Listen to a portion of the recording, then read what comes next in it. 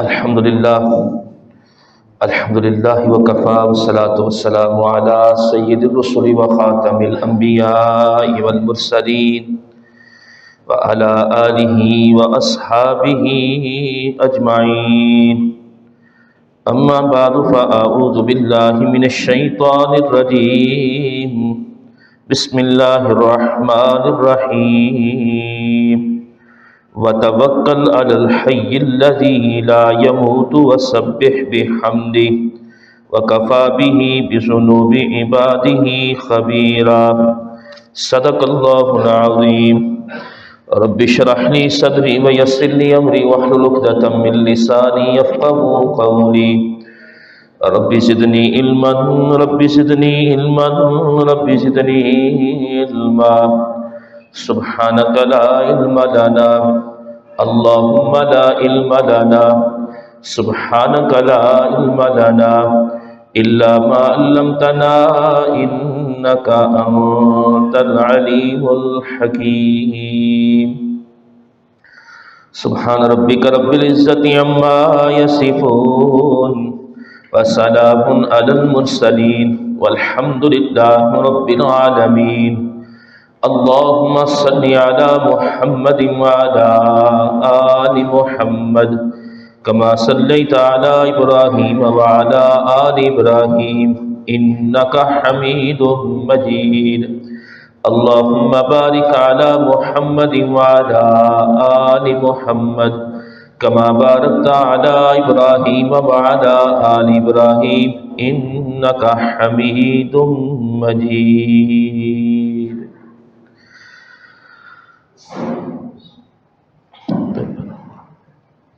انتہائی واجب الاحترام معزز سامعین گرامی، آپ کے سامنے 19واں پارہ سورۃ الفرقان کی ایک آیت تلاوت کی ہے۔ اللہ رب العزت کی بارگاہ میں دعا التجا و درخواست ہے کہ اللہ تعالیٰ مجھ جیسے گناہگار کو اس آیت کا صحیح مفہوم بیان کرنے کی توفیق عطا فرمائے، اور بیان کے بعد اللہ کریم مجھے آپ کو بلکہ سارے مسلمانوں کو صحیح معنوں میں اسلام کو سمجھ کر اس پر عمل کرنے کی توفیق عطا فرمائے۔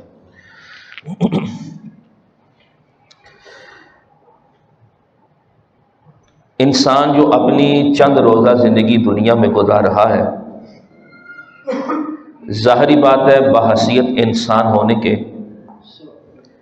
بہت ساری ضروریات اس کے ساتھ لگی ہوئی ہیں، اور وہ ان ضروریات کو پورا کرنے کے لیے اپنی طاقت کے مطابق، اپنی وسعت کے مطابق ہر قسم کے دنیاوی اسباب کو اختیار کرتا ہے۔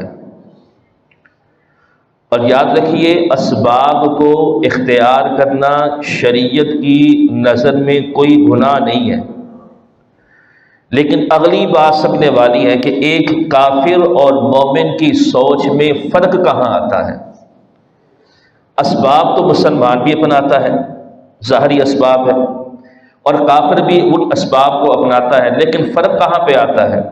فرق اس چیز کے اندر آتا ہے کہ کافر اسباب کو اپنا کر اس کی نگاہ انہی اسباب کے اوپر ہوتی ہے، اور مسلمان کی سوچ میں یہ فرق ہے کہ مسلمان ان اسباب کو اختیار تو کرتا ہے، لیکن اس کا یقین مسبب الاسباب رب کی ذات کے اوپر ہوتا ہے کہ اے اللہ میں نے اسباب کو تو اختیار کر لیا ہے، یہ آپ کے ایک حکم تھا، لیکن ان اسباب میں تاثیر پیدا کرنے کی طاقت کسی کے نہیں ہے۔ جتنی بھی آپ کی مخلوقات ہیں اے اللہ، ان میں تاثیر پیدا کرنے کی نہ قدرت ہے نہ طاقت ہے، صرف ایک اللہ کی ذات ہے جو ان اسباب کے اندر تاثیر کو پیدا کرنے والا ہے۔ اسی لیے پیارے پیغمبر صلی اللہ علیہ وسلم نے ہمیں یہ تعلیم دی ہے، آپ محسن انسانیت ہیں، محسن کائنات ہیں، قربان اس نبی کے اوپر کہ جس نے ہمیں دین کی ایک ایک جز کے بارے میں سمجھایا ہے۔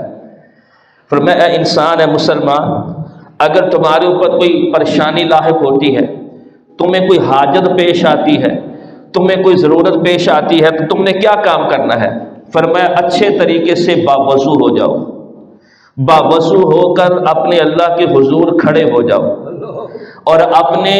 رب کے سامنے کھڑے ہو کر 2 رکعت تم نفل ادا کرو، نفل ادا کرنے کے بعد پھر اپنے اللہ کے سامنے حمد و ثنا بیان کرو، اس کے تعریفی کلمات، اس کی صفات، کبھی الرحمن، کبھی الرحیم، کبھی غفار، کبھی یا کریم۔ اللہ کے سارے نام ہی پیارے ہیں۔ قُلِ ادْعُوا اللَّهَ أَوِ ادْعُوا الرَّحْمَٰنَ۔ مشرکین مکہ نے پوچھا نا کہ ہم جس رب کی طرف بلا رہے ہیں کس نام سے پکاریں؟ اللہ کہے رحمان کریں، تو اللہ فرمایا میرے پیغمبر ان کو کہہ دو قُلِ ادْعُوا اللَّهَ أَوِ ادْعُوا الرَّحْمَٰنَ أَيَّمَّا تَدْعُوا فَلَهُ الْأَسْمَاءُ الْحُسْنَىٰ۔ اللہ بھی میری ذاتی نام ہے، رحمان بھی میرا صفاتی نام، میرے جتنے نام ہے جس نام سے چاہو مجھے تم پکار کے دیکھو تو صحیح۔ ایما تدعو فلہ الاسماء الحسنی، یہ سارے کے سارے نام اللہ کے بڑے ہی پیارے ہیں۔ فرمایا اللہ کی حمد و ثنا کرو، پھر اس کے بعد اپنے پیارے پیغمبر صلی اللہ علیہ وسلم کی ذات اقدس کے اوپر درود بھیجو، لیکن یاد رکھو درود وہ پڑھنا جس کو تمہارے نبی نے پسند کیا ہے، اور وہ درود کون سا ہے؟ درود ابراہیمی جو ہم نماز کے اندر پڑھتے ہیں۔ دیکھیں نا، ہم کام کریں، دعویٰ کریں نبی سے محبت کا اور اپنی خواہش کسی چیز کو ایجاد کر لیں تو یہ محبت کا دعویٰ تو ہو سکتا ہے، عین محبت نہیں ہو سکتی۔ تو ہم وہ درود پڑھیں گے جس کو ہمارے پیارے پیغمبر صلی اللہ علیہ وسلم نے پسند فرمایا ہے۔ اللہ کرے ہماری پسند ایسی ہو جائے جو ہمارے نبی کی پسند ہے۔ ہاں جی، اس کے بعد اپنے رب کے حضور دعائیں کریں، جو حاجات ہیں وہ اپنے رب کے سامنے پیش کریں۔ اس طریقے کو ترمذی کی روایت کے اندر بیان کیا جاتا ہے، جیسا کہ اگلی بات بھی آپ کے سامنے آئے گی۔ اس کو کہا جاتا ہے صلاۃ الحاجت، کہ ہم نے اپنی ضرورت کے لیے کون سا طریقہ اپنایا جو میرے نبی نے ہمیں بتا دیا ہے،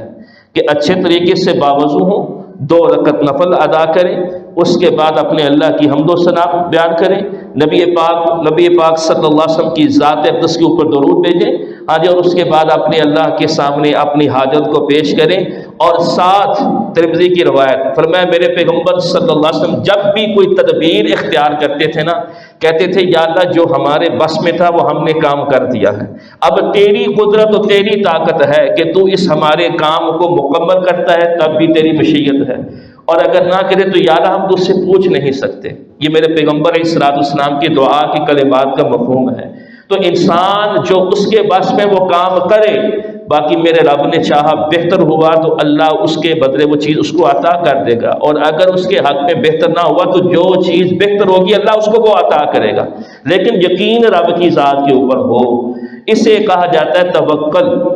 آج ہمارے معاشرے میں سمجھا جاتا ہے توکل کا معنی کیا ہو؟ کوئی اسباب نہیں اپنانا تھی، فلاں سبب کی نفی کر دو، فلاں کچھ نہیں ہوتا، فلاں سبب سے کچھ نہیں ہوتا۔ فرمایا نہیں، مومن اسباب کو اپنائے لیکن نظر اور یقین مسبب الاسباب اللہ کی ذات کو پرکھے، اسے توکل کہا جاتا ہے۔ یہ توکل جو ہم نے سمجھا، یہ توکل تو وہ مشرکین مکہ والا ہے، حج کے اوپر جا رہے ہیں،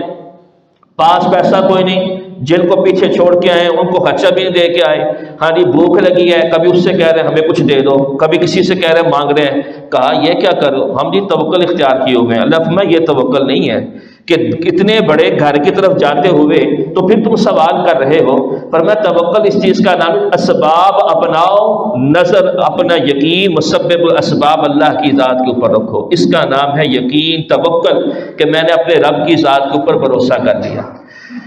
اور اللہ کے پیغمبر صلی اللہ علیہ وسلم نے اسی بات کی تعلیم تمام انسانیت کو دی، اور آپ نے یہی تربیت کی حضرات صحابہ کرام رضی اللہ تعالی عنہم اجمعین کی۔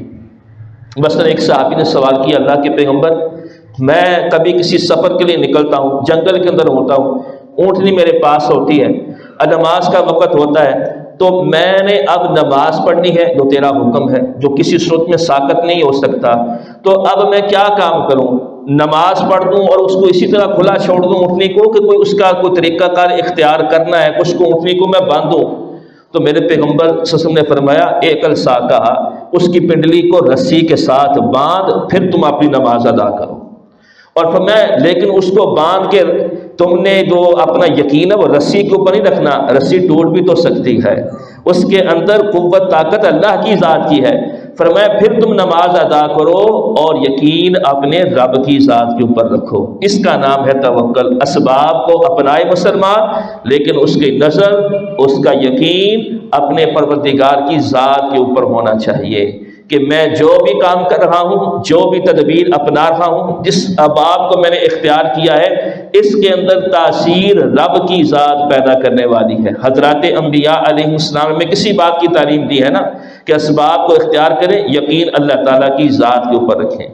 جب ہم اس مرحلے کے اندر کامیاب ہو جائیں گے تو یاد رکھیے کہ پھر ایمان کے اندر ایسا مرحلہ بھی آئے گا